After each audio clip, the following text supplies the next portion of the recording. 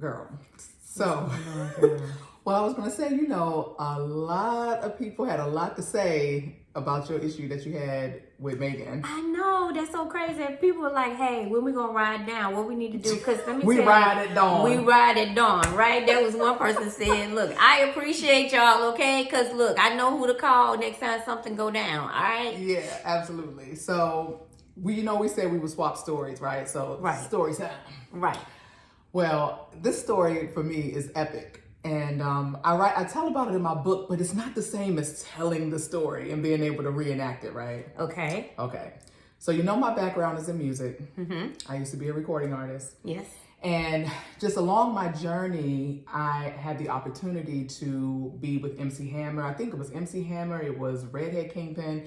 It was a couple of different people on that tour. Now, I wasn't performing, but, just being in the midst of all of them. And you got to play the picture game. You got to take your pictures and show who you was with and all of that kind of stuff. So Right. Been there, done that. Exactly. So at the time, I was with my first son's father. And he's from Jamaica. Well, he was from Jamaica. He's now deceased. But he was from Jamaica, and he just didn't understand. He didn't get that whole thing, right? Mm-hmm. Plus, I think he was a cheater anyway. But you know how people need an excuse to cheat, like to openly cheat. Okay, I need an excuse to openly cheat. So I had gone to do a show, and when I came back, the dress that I wore in the pictures that I took with MC Hammer and the dance crew was ripped to shreds. And the pictures were all laid out and partially burnt up. What? Like, I had no idea, what the hell could have happened. So, yeah, this is crazy. So, I reached out to my sisters, and they were like, call your mother. She's our mother when it's a problem. She's the other person's mother when it's a problem. They call your mother. So, I'm like, what happened? So, he happened to be really close with my mom. I found out some things later on that's a whole nother story. But, so, I called her, and she was like, Angie, Wayne thinks that you've been cheating on him.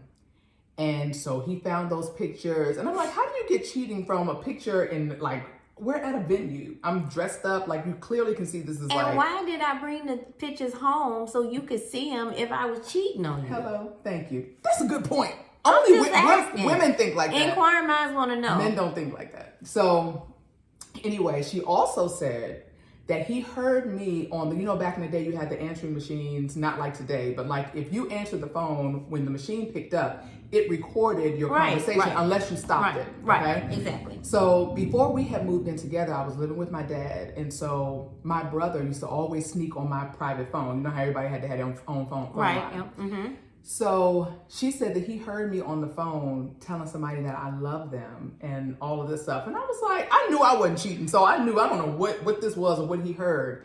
So I was able to get my hands on the tape and play it back. It happened to be my younger brother and one of his little girlfriends from school. And they only being 13, 14-year-olds or something.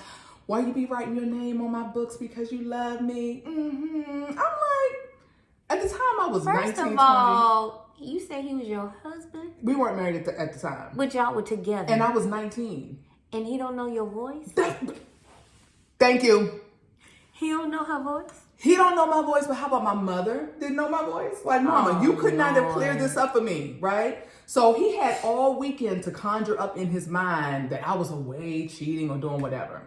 So I was calling him. I'm blowing his phone up. He's not answering. So I'm like, where could he be? Now, he was a big-time drug dealer, so he was a drug kingpin. He could have been anywhere, but I'm thinking, women, listen.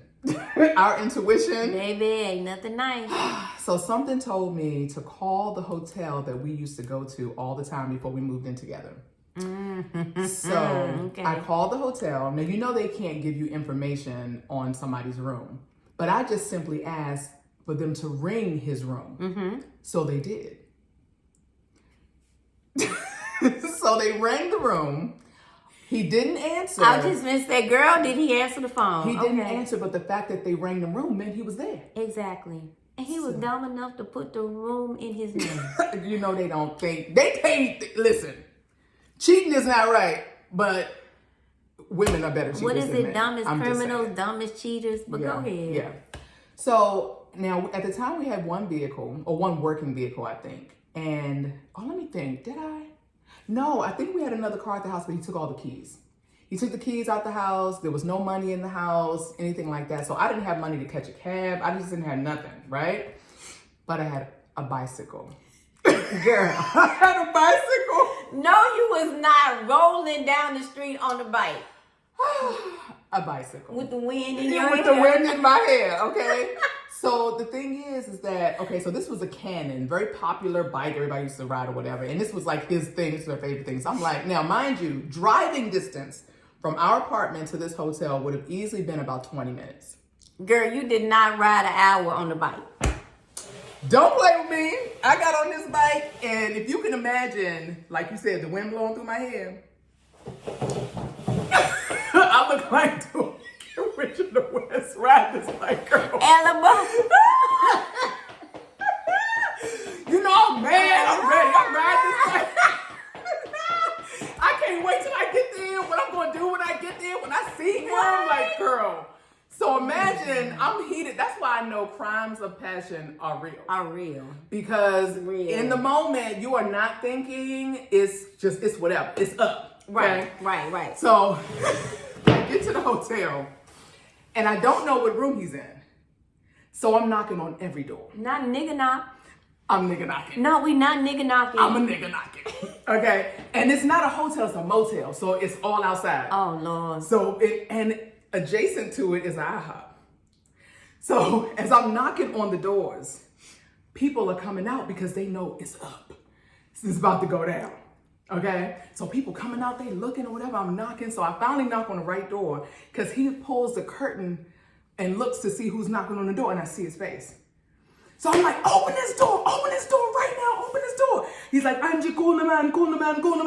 And I'm like, so I'm doing like this, boom, boom. Girl, I'm trying to break the door. I'm trying to break the door. Do you realize how much strength we have when we pissed off? I'm trying to go to the hospital is what I'm trying to do. So I'm going like this, boom, and it ain't working. So I take the bike.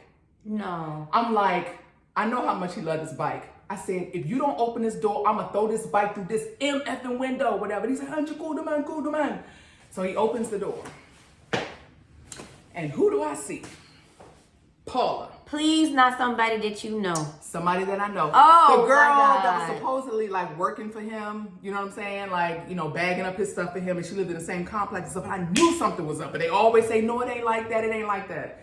So she's in there. Now we live together, so I can get you anytime. She's still standing, so she's still feeling this shit, okay? She's still feeling it, because she's still standing up. I am heated, right? So I try to go after the girl. She's running around the bed, right? And he's stopping me from getting to her. So she runs out the door, and then we're in a tussle. Me and Wayne is his name. We're in a tussle. So I go outside the motel, and I don't see her. But remember, there's an IHOP adjacent. No, I know she in the IHOP. No, you did not. So can you imagine somebody coming through the door at an IHOP, looking? Because remember, I was riding the bike, so my hair is all over my head, and I'm walking through. Imagine you sitting down eating at the IHOP, and somebody come through and they looking like, breathing all hard, everything looking right. Girl. So I don't find her. I don't know where she went to. The bitch disappeared. Look. Girl. So he's like, okay, get in the car, whatever. So we throw the bike in the trunk of the car. And I refuse to ride up front with him. I'm like, I'm not riding with you. I don't blame you. So I sit behind him, okay? So like, turn around. You driving. Oh, Lord. Oh, jeez, I didn't know we was going to be inactive. Okay. So you driving, and I'm behind you, and I'm like, I can't do it.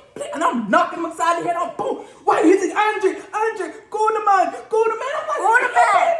I'm just punching him upside the head. Andre, go to the man. No. Listen, I am tearing him up all the way home. Girl, there's more to this story, though. We're going to have to do a part 2. I'm scared. We're going to have to do a part 2. Y'all, wait a minute. Pray for me, because if it's anything like the first one, and I got to be a part of it. So, I mean, was I crazy, jealous, or was it justified? Oh, that shit was justified. It was Okay. 100% justified. ask me.